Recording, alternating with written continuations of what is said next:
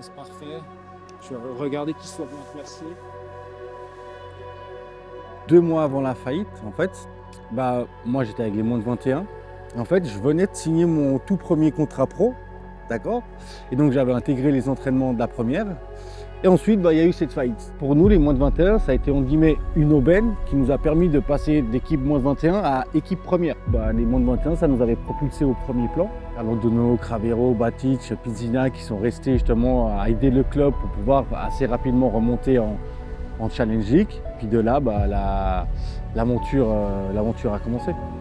J'avais des spécifiques attaquants avec Seb Fournier et Julien Lutzelschwab comme assistant qui venait aussi défendre quand il était là. De tout jeune âge, on a ce rêve de vouloir d'arriver à être professionnel de son sport. Ça arrive tellement vite et que les choses s'enchaînent tellement rapidement qu'on n'a peut-être pas le temps de bien réfléchir. Et s'il n'y avait pas eu la faillite, intégrer un groupe professionnel et s'imposer dedans aurait peut-être été plus difficile pour moi. Puis après, le but c'est de continuer à être focalisé sur son rêve et pas se dire je reçois des chaussures, ça y est, je suis arrivé, merci, au revoir.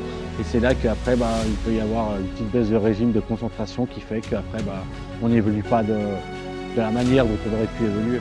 On avait un laps de temps des fois de, 45 minutes, 1h30 de libre entre le rendez-vous de Balex et la Praille.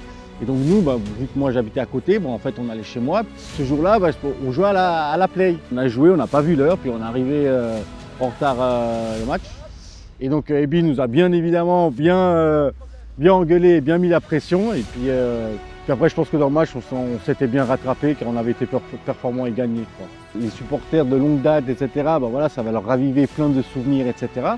Et par rapport à la nouvelle génération de nouveaux fans, etc., qui ne sont pas forcément au courant de plein de choses, spécialement où il y a eu ce petit changement dans le truc, où il y a eu la faillite, où il a dû tout se reconstruire et arriver à une stabilité qui est arrivée il n'y a pas très longtemps en Servette, quand ça a pris une quinzaine, vingtaine d'années pour avoir de nouveau un club tout en haut avec une certaine stabilité.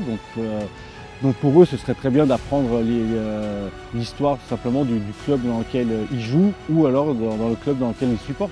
Julian Esteban, je suis héritier Grenat.